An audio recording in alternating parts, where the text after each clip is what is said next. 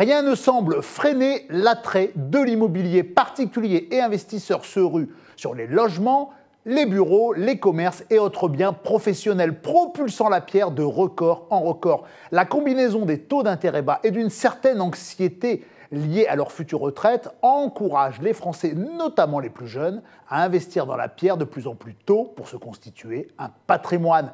Quelques chiffres pour s'en convaincre. À Paris, les prix ont passé le cap des 10 000 € le mètre carré à la fin de l'été et la Chambre des notaires estime qu'ils s'établissent en moyenne autour de 10 300 € le mètre carré début 2020, soit une hausse de 7% par rapport au début de 2019. À l'échelle nationale, les ventes de logements anciens ont dépassé pour la première fois le million de transactions en 12 mois pour atteindre 1 063 000 mutations fin octobre 2019, soit plus 10,6% en un an. Côté immobilier professionnel, selon France SCPI, les sociétés civiles de placement immobilier investies dans l'immobilier de bureau ou commercial affichent une collecte record de plus de 8 milliards d'euros en 2019.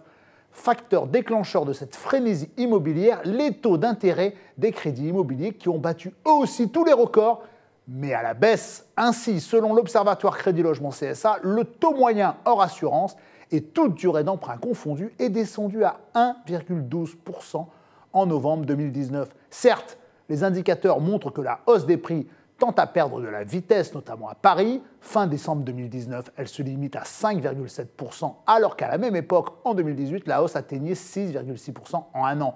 Pour autant, cette amorce d'infléchissement de la courbe de progression des prix de l'immobilier dans la ville lumière ne semble pas laisser présager d'une quelconque pondération de ces mêmes prix. Pour les notaires de France, les conditions d'emprunt devraient rester favorables en 2020 et ce malgré une légère augmentation des taux du prêt immobilier. Ils envisagent une frénésie du côté des acheteurs pour concrétiser leurs projets avant que l'amplification de la hausse ne pèse davantage dans le poids des mensualités. Ainsi, si vous voulez investir dans la pierre, plusieurs solutions s'offrent à vous.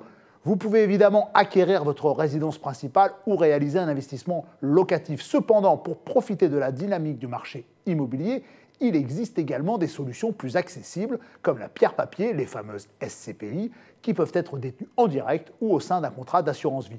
Pour vous aider à faire les bons choix dans vos investissements immobiliers, nous vous proposons un tour d'horizon des options possibles.